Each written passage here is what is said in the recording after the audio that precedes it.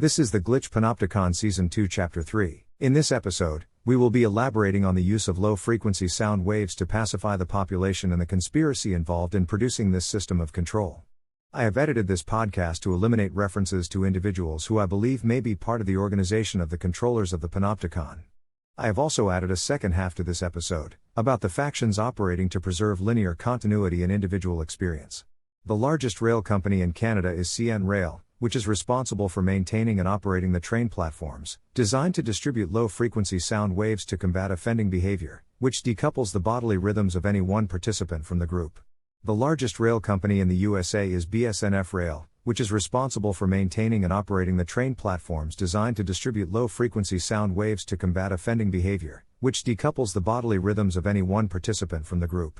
The use of infrasound to pacify the population relies upon technology developed by the USA government during the Cold War. Infrasound has been linked to feelings of awe or fear, to a feeling that something supernatural is occurring. The use of rail lines to distribute infrasound in problem areas to pacify the population has been going on since at least 2009. It is likely that the Panopticon was built after 2009 when the use of infrasound to pacify the population became widespread, or it is possible that the system simply used other forms of infrasound generation prior to 2009, when rail became available through the ownership of CN and BSNF. It suggests that there is a high-level cabal of government and industry, corporate and institutional authority working together to propagate and manipulate the perceptions of the people and impose an ideological agenda on the population. Now, there are many factions working behind the scenes of the Panopticon. However, I have only identified two of them, with a caveat, namely, that I am unsure if one of them resides in a parallel space, as opposed to in the multiplicitous space beyond linearity. The first are the men in black. Though, it is more accurate to say they wear blue uniforms. Due to being aligned with the designers of the Panopticon, they have the ability to manipulate our perceptions, including altering our experience of time. This may involve freezing members of the population so that they do not become aware of what is beyond linearity. They work in groups, wear full-body blue uniforms, and have access to emergency alert systems within the Panopticon.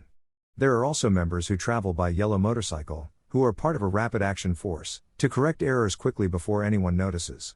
Finally, there are residual groups of interdimensional Nazis, who exist in an interdimensional space, and may come from a parallel reality, who are actively working to fumigate homes to kill the young of interdimensional species.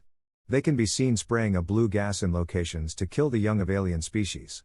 Now it may be that these interdimensional Nazis are practitioners of occult techniques to gain access to interdimensional spaces. Or it may be they originate in a parallel reality. But what is certain is they are not part of the cabal of organizations and individuals who actively protect the alien agenda on Earth. Now, I have talked a lot about the agenda. But I haven't really specified what it is. I will speak plainly about that here.